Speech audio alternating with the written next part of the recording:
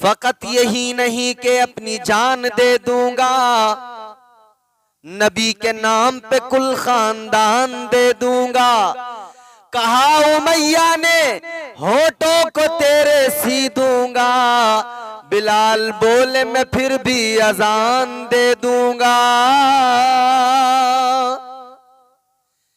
मेरे आका ने जिन्हें मुअज्जिन बनाया, मेरे मुस्तफा ने जिन्हें काबे की छत पे चढ़ाया, वो बिलाल हबशी।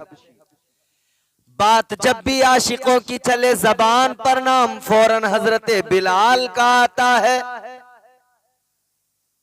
और मेरे अजीजों, हजरत बिलाल हबशी रदी अल्लाह ताला अन्हु वो हैं कि जब आगाज हुआ है, अजान की इब्तिदा हुई है, जब ये मशवरा हो रहा था कि नमाज के लिए लोगों को किस तरह से बुलाया जाए, जब मस्जिद नबवी तामीर हुई है। भाई आज भी हमारे यहाँ मसाजिद के अंदर अजान का एहतमाम होता है, मस्जिदों के मेहराब मिंबर से अल्लाहु अकबर की सदाएं बुलंद होती हैं और अजान की फजीलतें अल्लाहु अकबर। मुअज्जिन जब इधर पुकारता है उधर शैतान भागता है। फरमाया गया जब अजान होती है, अजान जैसे ही स्टार्ट होती है, मुअज्जिन जैसे ही पुकारता है अल्लाहु अकबर अल्लाहु अकबर, जैसे ही मुअज्जिन इन कलिमात को पुकारता है, शैतान इस आवाज को सुनकर फौरन भागता है। मेरे अजीजों, कहाँ जाता है? बैतुल खला के अंदर जाता है, टॉयलेट के अंदर गंदी जगह पे जाता है, शैतान भागता है। ऐ मेरे अजीजों, अजान होती है तो शैतान भाग जाया करता है। इसीलिए हमारे उलमा ने फरमाया, हमारे असलाफ ने फरमाया, घरों में अजान दिया करो, बलाएं भाग जाती हैं। घरों में अजान पढ़ा करो, वबाएं घरों से निकल जाती हैं, शयातीन निकल जाते हैं। और कब्रिस्तान में जब किसी को दफन करके आओ, अजान पढ़ा करो कि कब्र की वहशत दूर हो जाती है। बड़ी फजीलतें अजान की। जब अजान पढ़ी जाती है, बलाएं और वबाएं सब भाग जाती हैं। अच्छा, आपने महसूस किया होगा, आम तौर पर 5 नमाजों में भी और खास तौर पर सुबह की नमाज में, फजर की जब अजान होती है, कई लोग ये मालूम भी करते हैं कि सुबह को जब फजर की अजान होती है तो जैसे इधर मुअज्जिन कहते हैं अल्लाहु अकबर, वैसे कुत्ते भौंकना शुरू कर देते हैं, जोर जोर से कुत्ते रोना शुरू कर देते हैं। क्यों रोते हैं आखिर? क्यों बोलते हैं आखिर? क्या सबब है? रीजन क्या है? चलिए आज मैं आपके गोश गुजार करता हूं और बताता हूं कि आखिर रीजन क्या है जो कुत्ते बोलते हैं और रोते हैं। अल्लाह तबारक व तआला ने इंसान को अशरफ बनाया, अशरफुल मखलूकात का खिताब अता फरमाया, सारी कायनात के अंदर तमाम तमाम तमाम मखलूकात में अफजल बनाया। मगर फिर भी मेरे अजीजों याद रखना, यहाँ किसी को मुकम्मल जहां नहीं मिलता, कहीं जमीन तो कहीं आसमान नहीं मिलता। इंसान को अशरफ बनाया, मगर जानवरों को अल्लाह ने एक चीज ऐसी अता फरमाई कि वो इंसानों के पास मौजूद नहीं है। और वो चीज क्या है कि इन जानवरों को, कुत्ता बिल्ली वगैरह, ये जानवर जो हैं, इन्हें अल्लाह ने ये सिफत दी है कि इन्हें खबीस, बलाएं, वबाएं सब नजर आती हैं। इन जानवरों को नजर आती है। अब जैसे ही अजान शुरू होती है तो हमारे बुजुर्गों ने तो हमें यही सिखाया कि अजान जब पढ़ी जाती है तो शैतान भागता है। हुजूर की हदीस है और फरमाया गया घरों में अजान पढ़ो। बारिश जब बहुत ज्यादा हो और उसकी वजह से दुश्वारियां और दिक्कतें पैदा होने लगे तो अजान पढ़ो, बारिश रुक जाती है। तूफान आए तो अजान पढ़ो, यानी जब भी कोई मुश्किल आए तो अजान पढ़े। आज लोग अपने घरों का किस्सा बार बार हमारे पास फोन कर करके कहते हैं, जी घर में बरकत नहीं हो रही है, परेशान है, कारोबार नहीं चल रहा, दुकान नहीं चल रही। मैं नुस्खा बता रहा हूं मेरे अजीजों, अजान पढ़ो जहां भी कोई दिक्कत है। कहते हैं किसी ने बंदिश करवा दी, कोई बंदिश काम नहीं करेगी, मुसलसल अजान पढ़ते रहो। 40 रोज तक पढ़ो मुसलसल अजान, पहले 7 रोज तक पढ़कर देखो, 7 ही रोज में इंशाअल्लाह आप देखेंगे सारी बलाएं वबाएं भाग जाएंगी। तो मेरे अजीजों, अजान पढ़ा करो, अजान से सारी वहशतें दूर हो जाती हैं, बलाएं भाग जाती हैं, वबाएं भाग जाती हैं। अजान को अपने मामूल में शामिल कर लो, अजान जरूर पढ़ा करो, घर के अंदर पढ़ा करो, मस्जिदों से अजान की आवाज आए तो उसका जवाब दिया करो। ये बलाएं वबाएं भागती हैं मेरे अजीजों, हमें तो नजर नहीं आती मगर जानवरों को, कुत्तों को नजर आती हैं। ये रात में जो वबाएं, जो बलाएं बस्तियों में, आबादियों में घूमती हैं, ये इंसानों को नजर नहीं आती हैं। ये शयातीन जो घूमते हैं ये इंसानों को नजर नहीं आते। ये खबीस जिन्नात, जो काफिर जिन्नात खबीस होते हैं वो घूमते हैं, वो इंसानों को नजर नहीं आते मगर इनको नजर आते हैं। और जैसे ही सुबह में फजर की अजान होती है, जैसे ही मुअज्जिन अल्लाहु अकबर कहता है, अल्लाहु अकबर के कलिमात जैसे ही फजाओं में बुलंद होते हैं, वैसे ही वबाएं भागने लगती हैं, वैसे ये तमाम बलाएं भागने लगती हैं, तमाम शयातीन भागने लगते हैं, तमाम खबीस भागने लगते हैं। और जानवर इनको भागता हुआ देखते हैं, कुत्ते इनको देखा करते हैं। जब ये भागते हैं तो ये रो रो के लोगों को बताते हैं, ये रो रो के लोगों को गोया आगाह करना चाहते हैं, ए अल्लाह के बंदो देखो अजान हो रही है, ये तमाम खबीस शयातीन भाग रहे हैं, तुम अपने बिस्तरों से उठ कर आओ और अल्लाह के घर को आबाद करो। अब ये जबान से तो हमारी तरह बोल के हमें बता नहीं सकते, तो ये रोते हैं, बोलते हैं और इंसान को, गाफिल इंसान को जगाने की और बेदार करने की कोशिशें करते हैं। अजान होती है, बलाएं भागती हैं। अजान की बड़ी फजीलत है और अजान की फजीलतों पे अगर हम बात करने लगे तो गौर करें आप। अजान की स्टार्टिंग, अजान की इब्तिदा पे बात करते हैं। कैसे शुरू हुई अजान? जब मदीना हिजरत करके मुसलमान आए, मेरे आका तशरीफ लाए, जब मक्के को छोड़ दिया, मदीने को अपना मस्कन बना लिया, मदीने में आकर रहने लगे।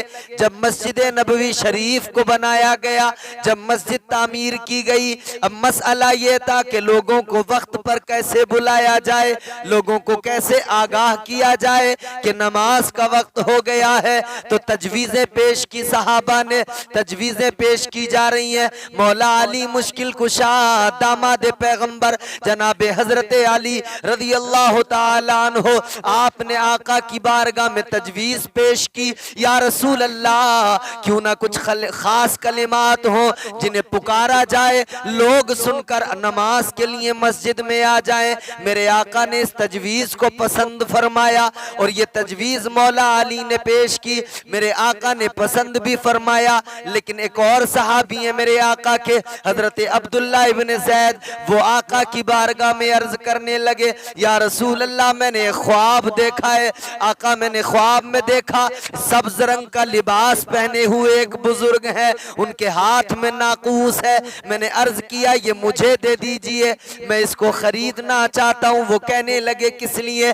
मैंने कहा कि मैं इससे लोगों को अजान, इससे लोगों को नमाज के लिए बुलाऊंगा। तो उन्होंने कहा मैं इससे भी ज्यादा बेहतर तुम्हें कलिमात सिखा दूंगा। अल्लाहु अकबर कबीरा, उन्होंने कलिमात सिखाए। कौन से कलिमात सिखाए मेरे अजीजों? उन्होंने यही अजान के कलिमात सिखाए, अल्लाहु अकबर अल्लाहु अकबर अल्लाहु अकबर अल्लाहु अकबर अशहदु अल्ला इलाहा इल्लल्लाह। ये मुकम्मल अजान के कलिमात सिखाए। उसके बाद में वो रुखसत हो गए। अब मेरे आका की बारगाह में जैसे ये ख्वाब बयान किया, मेरे मुस्तफ़ा करीम खुश हुए। हजरत उमर फारूक आजम रज़ी अल्लाह ताला अन्हु अर्ज करने लगे, या रसूल अल्लाह एक रात पहले मैंने भी यही ख्वाब देखा है, आका मुझे भी यही ख्वाब नजर आया। मेरे आका मुस्कुराए, खुश हो गए। मेरे मुस्तफ़ा करीम ने फरमाया, ए अब्दुल्ला इब्न ज़ैद, ये कलिमात हमारे बिलाल को सिखा दो, ये कलिमात हमारे बिलाल को सिखा दो, बिलाल अजान पढ़ा करेंगे। तो बिलाल हबशी रज़ी अल्लाह ताला अन्हु मेरे मुस्तफ़ा के प्यारे सहाबी, उन्हें ये कलिमात सिखाए और जब उन्होंने ये कलिमात सीख लिए तो मस्जिद नबवी शरीफ के बराबर से एक मकान था, एक घर था, उसकी छत पे खड़े होकर हजरत बिलाल ने पहली अजान पढ़ी। मदीने की फजाओं में जब वो अजान की आवाज गूंजी है, मदीने के अंदर जब वो अजान की आवाज गूंजी है, अल्लाह अकबर कबीरा, वो खुश इल्हानी के साथ में अजान पढ़ी गई है। वो शीरी दहानी थी जनाब बिलाल हबशी के पास में कि सारे लोग अजान की आवाज को सुनकर फौरन दौड़कर मस्जिद में चले आए। जब जब भी जनाबे बिलाल अजान पढ़ा करते थे, लोग सुनते थे, फौरन चले आते थे। वो कशिश थी आवाज में, वो अंदाज खूबसूरत था, लोग सुनते थे, फौरन मस्जिद में चले आते थे। मुस्तफ़ा की मस्जिद में आकर आका की इक्तिदा में नमाज पढ़ा करते थे। अल्लाह अकबर कबीरा। तो बिलाल हबशी वो है जिन्होंने पहली अजान पढ़ी, और जब अजान पढ़ी है तो मेरे मुस्तफ़ा करीम खुश हो गए। इमामुल अंबिया ने फरमाया, ताजदार मदीना ने फरमाया, ए बिलाल तुमने आज मस्जिद नबवी को मुकम्मल कर दिया है। हजरत बिलाल ने पहली अजान पढ़ी। और ये हजरत बिलाल हबशी के ताल्लुक से जो झूठे वाकयात हैं ना, जो कव्वाल आपको सुनाते हैं, ये सब झूठे वाकयात के जब तक हजरत बिलाल की आवाज में, उनके जो है जबान में लुकनत थी, तो लोगों ने आका की बारगाह में शिकायत की। हुजूर ने कहा कि दूसरे आदमी को मुंतखब करो। दूसरे किसी शख्स को मुंतखब किया गया कि फजर की अजान ये पढ़ेंगे, तो रात खत्म नहीं हुई। करवटें बदलते बदलते थक गए लोग, रात खत्म नहीं हुई जब तक बिलाल हबशी ने अजान न पढ़ी, सुबह न हुई। ये सब झूठी बातें हैं, हकीकत से इनका कोई ताल्लुक नहीं है, सच्चाई से इनका कोई वास्ता नहीं है। सच्चाई यह है कि जिसे मेरे आका ने चुन लिया अजान के लिए, जिसे मेरे आका ने पसंद किया हो, उसके अंदर कोई खामी नहीं हो सकती है, उसकी अजान में कोई कमी नहीं हो सकती है। मेरे मुस्तफ़ा ने जनाबे बिलाल हबशी को चुना है मुस्तफ़ा ने, तो कमी कैसे हो सकती है। अल्लाह अकबर कबीरा। यहीं पर बात महदूद नहीं रहती है। इधर मेरे आका ने अपना मुअज्जिन बना लिया, और उसके बाद में फिर मेरे मुस्तफ़ा करीम ने जब फतेह मक्का का मौका आया, जब काबे के अंदर से बुतों को निकाल के फेंका गया, मेरे आका के हाथ में छड़ी है, मेरे मुस्तफ़ा बुतों को तोड़ रहे हैं, कुरान मजीद की आयत पढ़ रहे हैं, कुल जा अल हक़ व ज़हक़ल बातिल इन्नल बातिल कान ज़हूक़ा। हुजूर कुरान की आयत पढ़ रहे हैं, बुतों को तोड़ते हुए जा रहे हैं।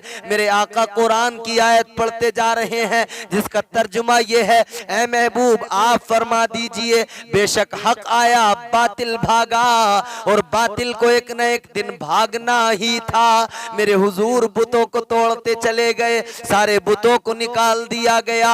अल्लाह अकबर कबीरा। बुत निकाल कर फेंक दिए गए। अब मेरे आका ने जनाबे बिलाल हबशी को काबे की छत पे खड़ा कर दिया। ए बिलाल काबे की छत पे खड़े हो जाओ, अजान पढ़ो, अल्लाह अकबर। हजरत बिलाल खड़े हो गए, मगर आका की बारगाह में अर्ज करने लगे, या रसूल अल्लाह, ऐ इमामुल अंबिया, मैंने मस्जिद नबवी में अजान पढ़ी, मैंने अपना रुख काबे की तरफ किया, मुंह काबे की तरफ किया। या रसूल अल्लाह, सफर में अजान पढ़ी, मुंह काबे की तरफ किया। आका मैंने जहां भी अजान पढ़ी, मुंह काबे की तरफ किया। हुजूर आपने जंग के मैदान में भी अगर अजान का हुक्म दिया, मैंने अजान पढ़ी, मुंह काबे की तरफ किया है। मगर या रसूल अल्लाह, आज आपने मुझे काबे की छत पे खड़ा कर दिया है। या रसूल अल्लाह, अब मेरी समझ में नहीं आता मुंह किस तरफ को करूं। मेरे आका मुस्कुराए, मुस्तफा ने फरमाया, ए बिलाल, काबे का काबा तुम्हारे सामने खड़ा है, इधर उधर मुंह करने की जरूरत नहीं है, अपने नबी की तरफ मुंह करके अजान पढ़ना शुरू कर दो। मेरे मुस्तफा ने फरमाया, बिलाल मैं हूं तो सही काबे का काबा। इसीलिए मेरे इमाम ने, ताजदारे बरेली ने, इमाम अहले सुन्नत ने ऐलान कर दिया, हाजियों आओ शहनशाह का रोजा देखो, हाजियों आओ शहनशाह का रोजा देखो, काबा तो देख चुके, काबे का काबा देखो। और आबे जमजम तो पिया खूब बुझाई प्यासे, आबे जमजम तो पिया खूब बुझाई प्यासे, आओ जूदे शहबतहा कभी दरिया देखो। तो मेरे मुस्तफा की जात ये है, अल्लाह अकबर। काबे का काबा मेरे हुजूर हैं। तो बिलाल हबशी ने काबे की छत पे जब अजान पड़ी है तो रुख मेरे मुस्तफा की तरफ किया है, मुंह मेरे आका की तरफ किया है। ये अजान की फजीलत है मेरे अजीजों। और अजान की फजीलत के मुतालिक फरमाया गया कि अजान पढ़ने का सवाब अगर किताबों में लिख दिया जाता या बता दिया जाता, ये इल्म अगर लोगों को हो जाता कि अजान पढ़ने पर कितना सवाब मिलता है, तो लोग एक दूसरे से झगड़ा करते कि अजान मैं पढ़ूंगा, अजान मैं पढ़ूंगा। अजान की फजीलत यह है। अच्छा, अजान का फलसफा क्या है? जब अजान शुरू होती है तो क्या कहा जाता है? अल्लाह अकबर, अल्लाह अकबर। मतलब अल्लाह सबसे बड़ा है, अल्लाह सबसे बड़ा है। तो मतलब ये हुआ अल्लाह तेरे कारोबार से भी बड़ा है, अल्लाह तेरे बाल बच्चों से भी बड़ा है, अल्लाह तेरी इमारत से, तेरे कारोबार से, तेरे माल से, तेरी औलाद से सबसे बड़ा है। तो जो बड़ा है उसकी बारगाह में पहले जाओ, जो बड़ा है इन छोटों के पास से निकल के पहले उसकी बारगाह में जाके सर झुकाओ। अच्छा, अजान के लिए, अजान जो है वो नमाज के लिए बुलाने के लिए है, एक बुलावे के लिए है, ये एक सदा है बुलाने के लिए। और इसमें जो बुलाया जाता है, पुकारा जाता है, क्या कहा जाता है? हय्या अलस सलाह, आओ नमाज की तरफ, हय्या अलस सलाह, आओ नमाज की तरफ। अब कोई भी इंसान बुलाए नमाज की तरफ, कोई जाने को तैयार नहीं होगा, इसलिए कि इंसान की बात इंसान जल्दी नहीं मानता।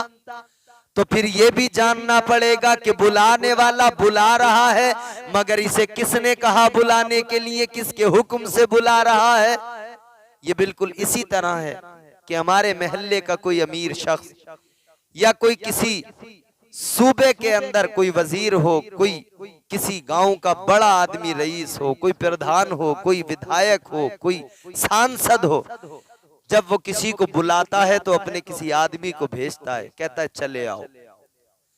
वो कहता है चलो, तो उससे पूछा जाता किसने भेजा है, बताया जाता है कि फलां ने भेजा है। तो इसकी बात की अहमियत नहीं, उसके हुक्म की अहमियत है। उसके हुक्म पर वो आदमी उठकर चल पड़ता है। मुअज्जिन जैसे ही पुकारता है हय्या अलस सलाह, आओ नमाज की तरफ, तो सवाल बनता है किसके हुक्म से बुला रहा है, किस लिए बुला रहा है। तो वो कहता है मैं अपनी, मेरा अपना बुलावा नहीं है, मैं कॉल नहीं दे रहा, बल्कि ये तो मुझे हुक्म मिला है। किसका हुक्म है? तो मुअज्जिन कहते हैं अल्लाहु अकबर, अल्लाहु अकबर। यहीं से शुरू करता है कि हुक्म तो मेरे रब का है, उस रब का हुक्म है जो सबसे बड़ा है।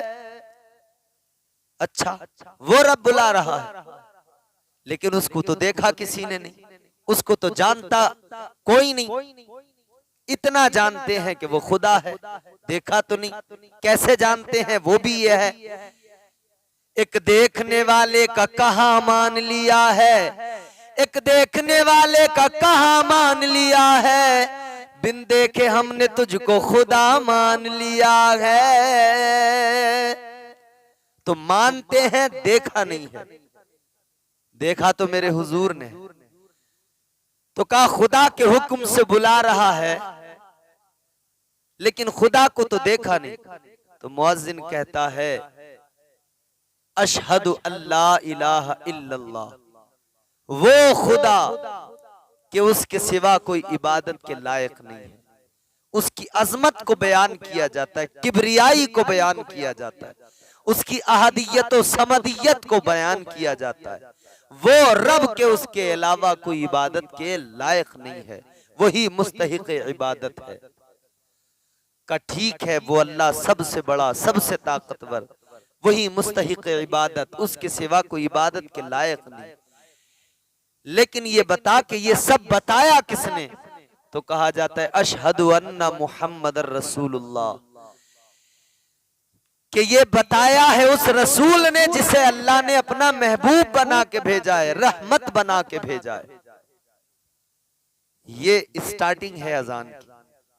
ये इब्तिदा है अजान की। फिर कहा जाता है हय्या अलस सलाह, आओ नमाज की तरफ। तो कोई भी इंसान जब किसी काम के लिए जाएगा, कहीं पर भी जाएगा, तो वो अपना फायदा सोचता है। अब जाने वाले के दिल में ये ख्याल आता है मैं जाऊंगा मुझे मिलेगा क्या, फायदा क्या होगा। तो फौरन जवाब में फायदा भी बताया जाता है, फौरन दूसरे कलमे में फायदा बताया जाता है। हय्या अलस सलाह, आओ नमाज की तरफ। फायदा क्या होगा, तो फायदा भी सुन लो। फरमाया गया हय्या अलल फलाह, हय्या अलल फलाह।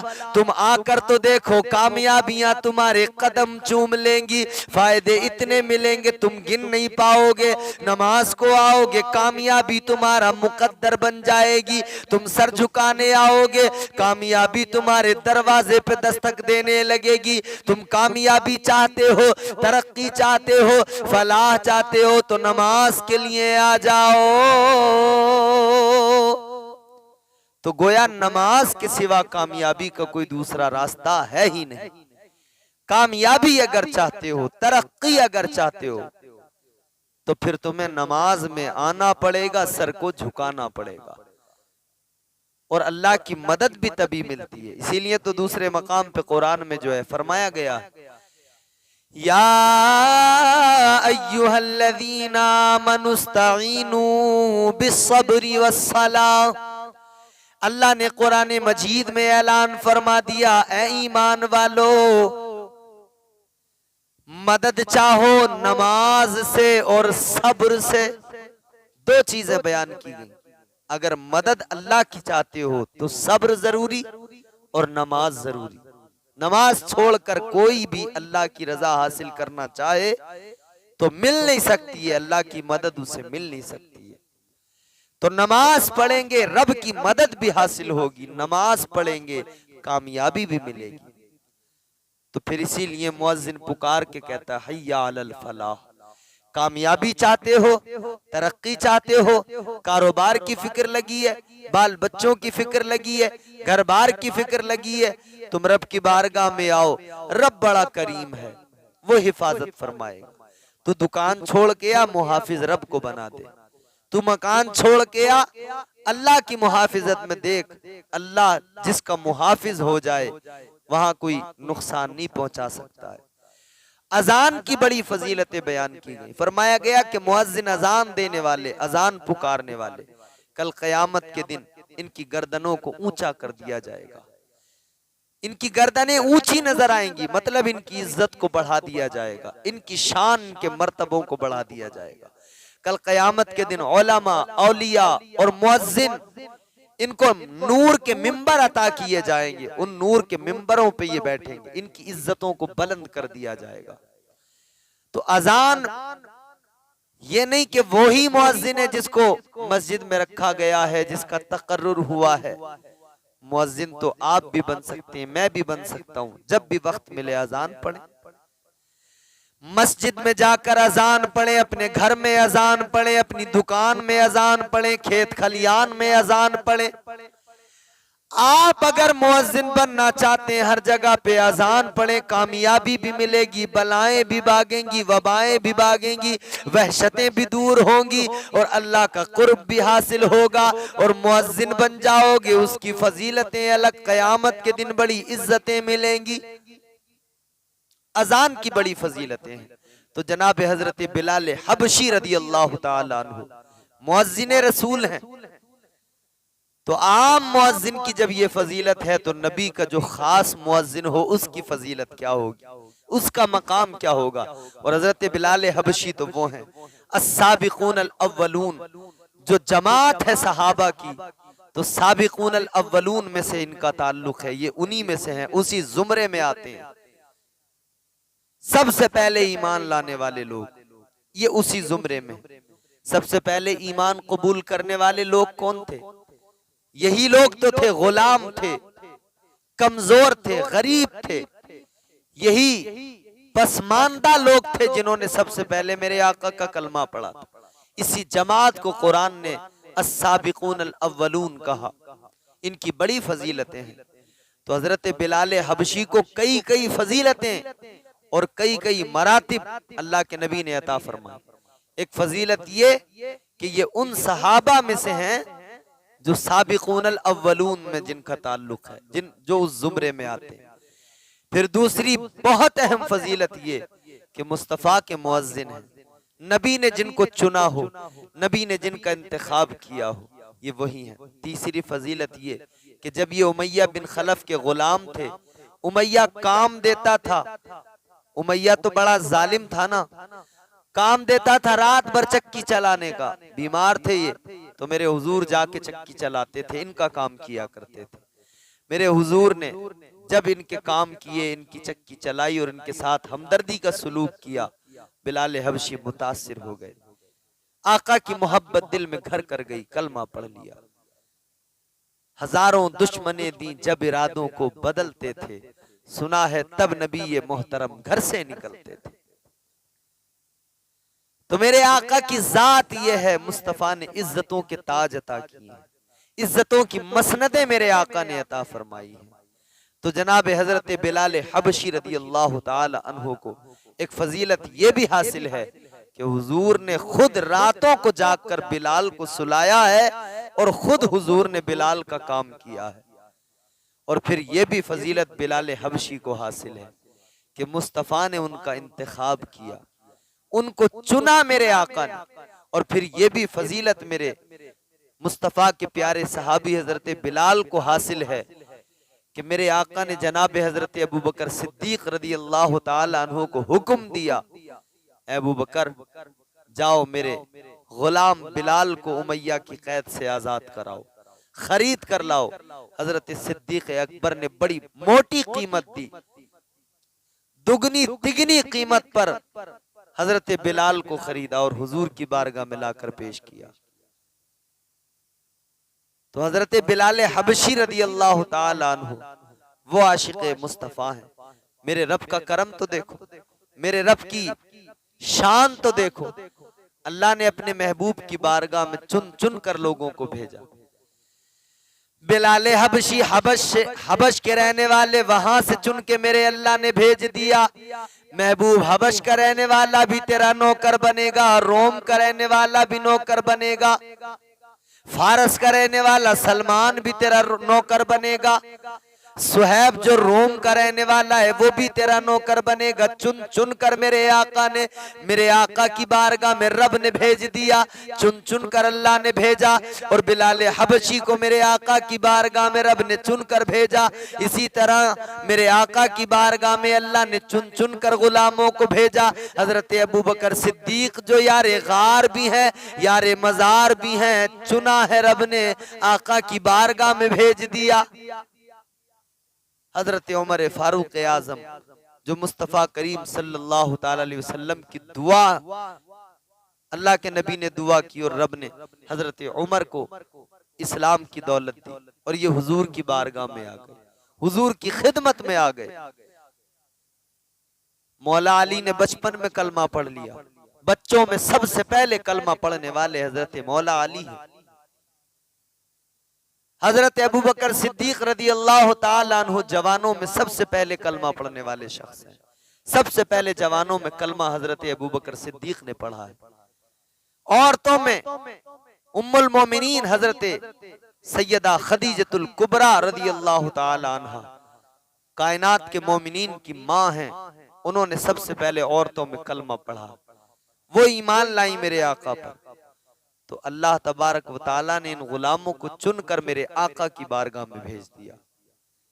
मेरे मुस्तफ़ा करीम ने इस्लाम की तबलीग की, लोग जुड़ते गए, जोक दर जोक आका की बारगाह में आते गए और फैजियाब होते गए। तो बिलाल हबशी को इज्जतें मिली, मुस्तफ़ा के सदक़े में मिली। बिलाल हबशी को ये मकाम मिला तो मेरे मुस्तफ़ा की चौखट से मिला, मेरे हुजूर के इश्क ने अता किया। आज भी जरूरत है कि बिलाल जैसा इश्क अपने सीनों में पैदा कर लिया जाए। आज भी जरूरत है बिलाल जैसी मोहब्बत अपने सीनों में पैदा कर ली जाए। इंशाअल्लाह दुनिया भी संवर जाएगी, आखिरत भी संवर जाएगी।